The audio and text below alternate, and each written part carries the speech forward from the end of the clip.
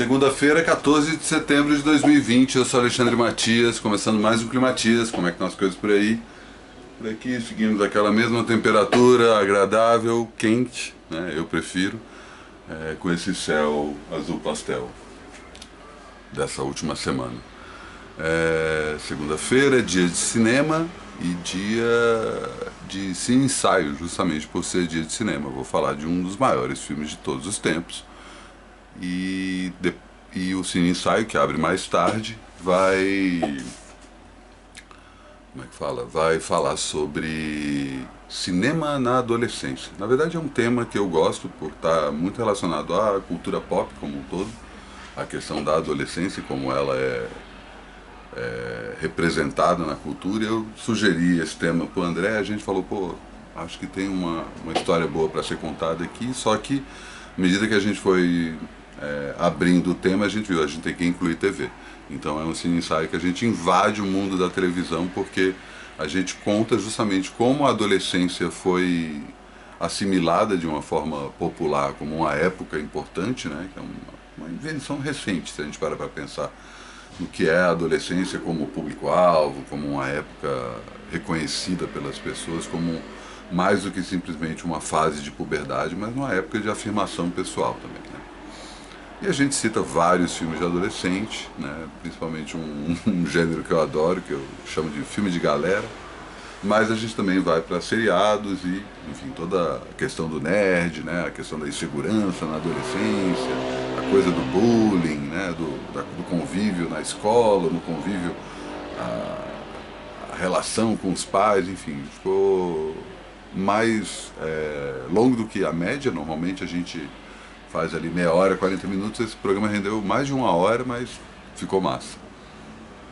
E ele vai abrir mais tarde aqui no meu canal do YouTube, então se você quiser saber na hora,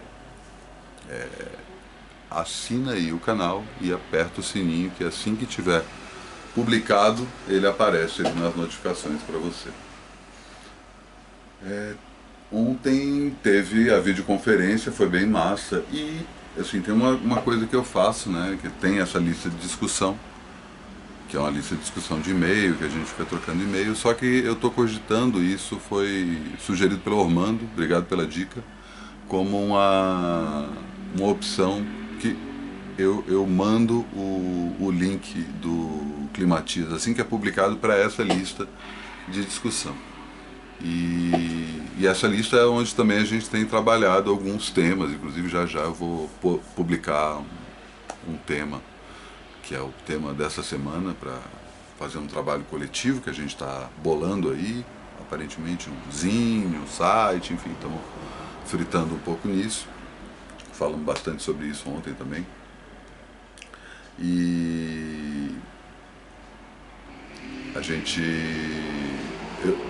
Eu perguntei isso, né? Porque eu todo dia mando um e-mail avisando que tá o Climatias no ar. Porque tem gente que fica mais vendo e-mail do que vendo o YouTube, né? E na plataforma mais específica que fica sabendo disso, né? A minha tendência é parar de postar sobre o Climatias nas redes sociais como um todo. Atualmente eu estou postando só no feed do Instagram e no Stories, a partir da terceira temporada, e começa a partir do programa número 201, já. Começo do mês que vem, vai ter... Eu vou publicar só nos stories.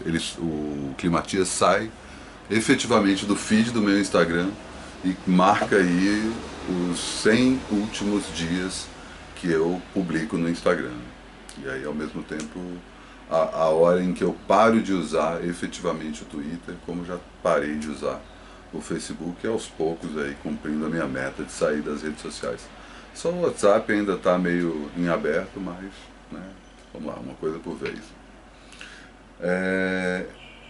E aí eu estou querendo criar essa outra lista por e-mail, que eu mando só, né, o Ormando sugeriu isso, achei massa, que tem essa lista que já existe, que é uma lista de criação coletiva, de troca de experiência e tal. E uma outra lista em que só eu poderia enviar e-mail, em que eu aviso que o Climatias já está no ar. Estou cogitando isso, quando eu criar eu aviso aqui também. Tem uma novidade também para falar, que o pessoal do Inédit, o grande Alice, que é o diretor do Inédit Brasil, ele sugeriu mandar 50 vale ingressos. Né? Na verdade, o vale ingresso é você entra no site do Inédit, cria a sua conta no próprio site, como se fosse uma plataforma de streaming, e em vez de pagar, você insere o código promocional. O código promocional que eu já passei para quem estava na videoconferência de ontem, então teve essa exclusividade aí. E os 50 primeiros nomes que chegarem ao trabalho sujo por e-mail @gmail.com vai ficar sabendo tanto o código promocional quanto como fazer para assistir. Quem tem esse código promocional tem direito a assistir 10 filmes de graça. E o Inédit é aquele festival de documentários sobre música que eu comentei na quinta-feira passada. Então é isso. Manda um alô lá no Trabalho Sujo por e-mail @gmail.com e eu vou aproveitar esse momento e inscrever o seu e-mail na minha newsletter. Então, se você me mandar um e-mail pedindo para ganhar esse Vale 10 Filmes do Inédit, você vai estar automaticamente inscrito na minha newsletter. Trabalho sujo por e-mail @gmail.com. Manda um alô lá. E se você quiser aproveitar, pergunta aí, Matias, como é que eu colaboro com o seu trabalho, que quem colabora com o meu trabalho recebe, por enquanto, no sábado de manhã, a lista com toda a programação do dia seguinte, você pode, da semana seguinte. Você pode assistir todos os programas antes de todo mundo. Mas vai ter mais novidades aí. Eu já contei algumas nessa videoconferência de ontem. Aliás, inclusive, vou reforçar uma coisa que eu vou falar aqui todo o programa durante a semana. Próximo sábado eu vou responder perguntas, seja lá sobre o que for, sobre o sentido da vida, sobre música, sobre o Climatias, sobre... pergunta aí, jornalismo, enfim. Pode perguntar aqui no comentário, pode aproveitar que você vai mandar o e-mail já para concorrer ao Vale do Inédit e também mandar a pergunta por lá, que aí no sábado eu respondo e vou tornar isso uma atividade sazonal, sempre chamando você que está assistindo aí o programa para participar, nem que seja só fazendo uma pergunta. Vou falar desse clássico do cinema que está no título do programa já, mas começo aqui chamando o grande Bruno Bruni para dar suas dicas de quarentena. Grandes dicas, saca só. Diga lá, Bruno. Matias, tudo bom? Olá, Climatias. Agora foi. Tudo bom? Obrigado pelo convite, Matias. Sobre a quarentena, o que eu acho que eu poderia dizer que tem sido útil para mim é dar vazão às minhas obsessões nesse período. Por exemplo, passar um fim de semana inteiro compondo uma música, ou passar todos os dias estudando a mesma coisa no piano, tem sido algo que tá me fazendo bem. E então tem gente que é obcecado por fazer pão, tem gente que é obcecado por ler, tem gente que é obcecado, sei lá, por qualquer coisa. E nesse período é bom quando a gente meio que pode se entregar a isso. E para isso, uma coisa que eu acho legal fazer é desligar o seu telefone pelo menos umas 2 horinhas por dia, sabe? Demais. Estudar e trabalhar e compor e ler sem o telefone do lado ligado. Isso faz muita diferença, cara.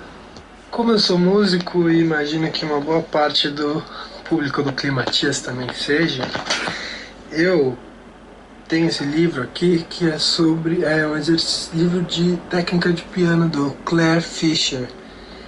É muito bacana, muito. Tem exercícios lindos assim que você pode roubar para a sua vida. Esse daqui é um deles, ó.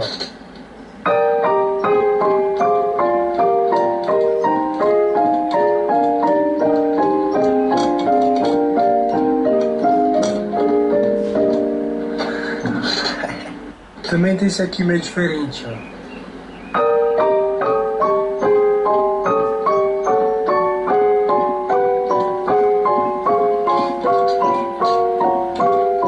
E aí por aí vai. Agora um amigo que me ajuda com as ferramentas para escrever arranjos, esse aqui chama Modern Jazz Voicings. É um livro muito legal, falando sobre voicings, escalas, acordes, distribuição, tessituras e tal, substituições, muitas coisas, muitas coisas. E esse aqui é um livro chamado Game Sound, é um livro da Karen Collins, canadense, autora, só falando sobre a música dos videogames e todos os synths usados nos videogames, todas as timbragens, como funcionava, extremamente detalhado, extremamente técnico, mas assim, é muito lindo, muito lindo.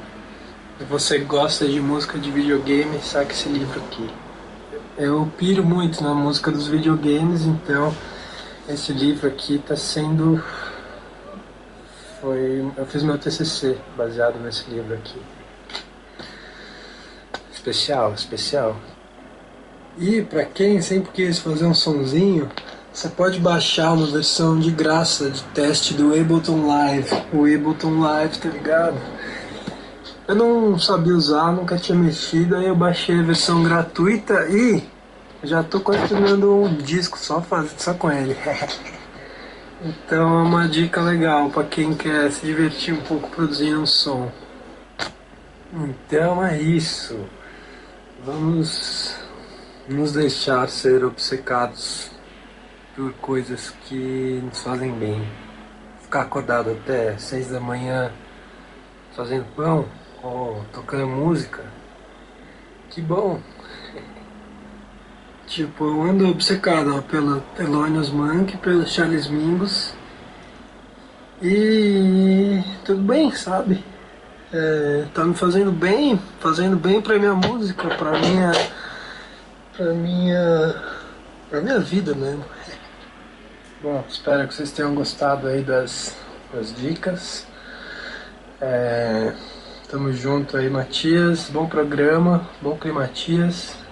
E força pra todos aí nessa pandemia foda. Beijo grande. Tchau, tchau. Grande Bruni. Dá uma sacada no trabalho dele.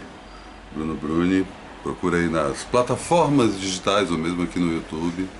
Lançou um disquinho foda, acho que 2019 ou 2018, não lembro. Vou fazer um comentário breve, que ontem o Fábio, até limpando aqui o celular para sua obsessão, o Fábio na reunião falou: Matias, por que tu não troca a tela do teu celular? Sempre aparece um risquinho, só que o risquinho que ele vê, na verdade, é o... Tá vendo a câmera? Black Mirror, né? Essa parte mais clara da câmera aqui, ó, é o tal do risquinho, que parece que é um risquinho na tela do celular, né? Enfim, curiosidades de bastidores aqui do Climatiza. Você sabe que parte do tema é justamente os bastidores, que de alguma forma conecta-se com o tema do filme de hoje, o excepcional 8,5 do Fellini. Filme de 1963, estou caçando aqui, que eu não tenho, quer dizer, eu tinha um DVD, mas cadê, né? Não acho em canto nenhum. Os melhores filmes de todos os tempos, um dos maiores clássicos da história dos cinemas, disparado. Vou só mostrar o pôster para ficar o registro visual. Tá aqui. Opa! Não foi, Katsu. O que mudou aqui completamente? Enfim, vai ver, não é pra... Aqui, pronto. Agora sim, essa é a cara desse filmaço. 8,5 tem esse título, a maioria das pessoas deve saber. Se não sabe, agora você sabe. Porque é o 9º filme do Fellini. E é um filme sobre bloqueio criativo. É um filme sobre um autor em busca de um sentido para a próxima obra. E ele tira a ideia do título quando ele está trabalhando no final do seu último filme e o pessoal da equipe fala assim, bom, legal, né, vamos... Não lembro qual é o cara do... quem fazia o quê, mas o cara da equipe, só que não era um editor, um diretor de fotografia, um cara ali que trabalhava mais no dia a dia ali, e comenta com ele assim, vamos esperar seu 80º, oitavo, seu filme 8º e meio, né? Se encontra durante isso, o cara fica, porra, que sacada. E ele já estava pensando em fazer um filme sobre bloqueio criativo, sobre o tema ser justamente esse, só que ele não estava pensando em cinema. Ele estava pensando que o personagem podia ser um fotógrafo ou um escritor. E aí, na hora que ele ouve falar naquele 8,5, ele fala, é isso, eu vou fazer um filme sobre isso. E ele consegue condensar, né, o Fellini, que tem aí esse começo de carreira, né, que inclui algumas obras-primas como A Estrada, Julieta... como é que é o nome? Esqueci. Sempre tem isso, esquece. Releva. Enfim, alguns clássicos ele já tinha feito e trabalhando com alguma coisa, um surrealismo, né, que vai se tornando cada vez mais presente na obra dele. Ao mesmo tempo tem uma coisa de... esse surrealismo leva para um lugar que não tem muito uma distinção entre sonho, passado e presente, só que no 8,5 ele atravessa essa barreira e faz sua obra-prima, né? Tem muita gente que acha que é o Dolce Vita, né, que também é outro grande filme, é o principal filme do Fellini, mas o 8,5 não só é o principal filme do Fellini, na minha opinião, como é um dos maiores filmes do cinema de todos os tempos. Justamente porque ele coloca o seu personagem principal, o Guido, nesse dilema de não saber fazer o seu próximo filme e, ao mesmo tempo, ele começa a, como todas as pessoas, pensar sobre o que ele está vivendo agora, o que ele já viveu até aqui e o que ele pode viver daqui para frente. Em vez de simplesmente dividir o tempo entre os lugares imagéticos do filme entre passado, presente e futuro, ele trata o futuro como o futuro é, para quem está no presente, uma condicional, como algo que a gente não sabe o que vai acontecer. Então, todas as possibilidades futuras, né, sonhos, anseios, angústias, coexistem junto com as lembranças e uma mistura de lembranças também, né, esse lugar que a gente vai criando, como eu comentei outro dia, que a memória acaba sendo uma ficção, que a gente vai criando aí a nossa própria história, uma coisa que eu brincava aí um tempão. Minha tagline nas redes sociais era autobiógrafo, né? Justamente porque eu acho que todo mundo, no fim das contas, é autobiógrafo, no sentido que vai contando a própria história da sua vida o tempo todo, né? Eu acho que no meu caso especificamente, né, por ter essa consciência, tem essa noção meta, e eu acho que todo mundo que percebe que é autobiógrafo e trabalha com a escrita inevitavelmente cai nisso, e o Fellini trabalha com isso, só que, né, a escrita dele é imagética, e ele leva a gente para uns lugares, assim. É o filme mais grandioso do Fellini em termos de escala épica. Tem uma relação, porque o filme que ele está fazendo, o filme é de 1963, ele é lançado, né, e ele está querendo fazer um filme de ficção científica, né, e um filme de ficção científica numa escala épica, né, uma coisa que nunca tinha sido feita. Olha só que curiosa a história. E a ficção científica era tido como um gênero, até hoje, né, apesar de todos os clássicos que a gente já viu. A ficção científica ainda é tido como um subgênero, como o próprio horror, enfim, a comédia mesmo, não é um gênero sério, não é um gênero do primeiro escalão, da primeira categoria do cinema. E a provocação que o Fellini fez ao propor que o filme que o Guido estaria dirigindo fosse um épico de ficção científica era até uma coisa paradoxal, no sentido que pensar uma coisa épica, na escala épica, era o que estava acontecendo em Hollywood no começo dos anos 60, né? O principal exemplo disso é o Cleópatra, da Elizabeth Taylor. Então, como os estudos cinematográficos e a indústria toda estava se perdendo com essa coisa, tipo, quanto maior melhor, quanto mais melhor.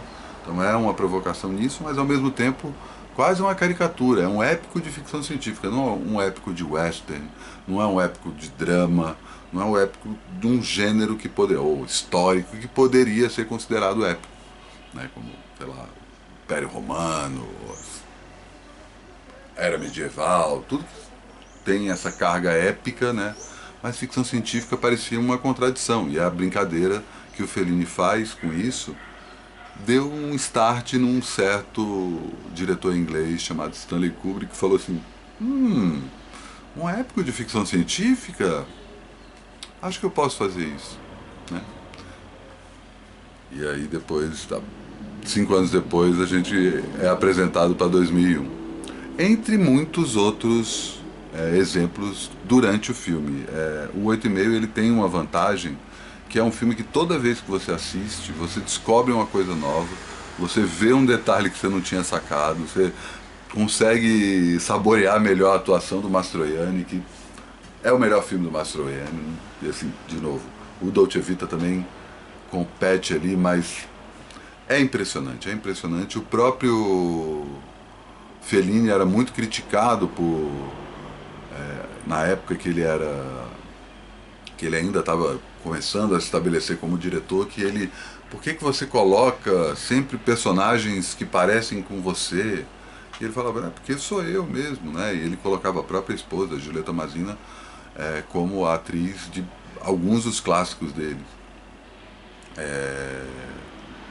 E nesse filme ele escancara, não tem meio termo, não tem pode ser que. É isso, o Guido é o próprio Fellini. E ele cria umas cenas maravilhosas, uma cena que ele junta todas as mulheres da vida dele numa mansão e todas elas fazendo todos os caprichos que ele quer, de todos os jeitos, incluindo a mãe, os parentes, enfim, todas as mulheres que passaram na vida dele, tratando ele, mimando ele da forma mais, claro que é um sonho, né? E o filme vai o tempo todo para esses lugares, né? E a gente fica assim, mas isso tá acontecendo de fato ou está acontecendo só na cabeça do protagonista? E trabalha justamente com essa fábrica de ilusão que é o cinema e essa narrativa mentirosa que também é o cinema, né? O tempo todo fica jogando na sua cara que você não está vendo algo que não existe, que não é verdade, é uma grande mentira, todo 8,5. E num dado momento você se liga, então não preciso acompanhar uma possível lógica, né? Uma das principais inspirações para esse filme foi o Discreto Charme da Burguesia, do Buñuel, inclusive, que também trabalha desse lado. Também depois eu falo sobre isso aqui. Eu queria poder mostrar um trecho, mas enfim, né? O YouTube trabalha com essa lógica de copyright e não funciona. Não, cara, eu tô viajando. Eu acabei de confundir aqui. Não, é o contrário. O Discreto Charme da Burguesia é que foi influenciado pelo 8,5. Tô viajando. Foi mal, ainda bem que eu consultei aqui. É de 72.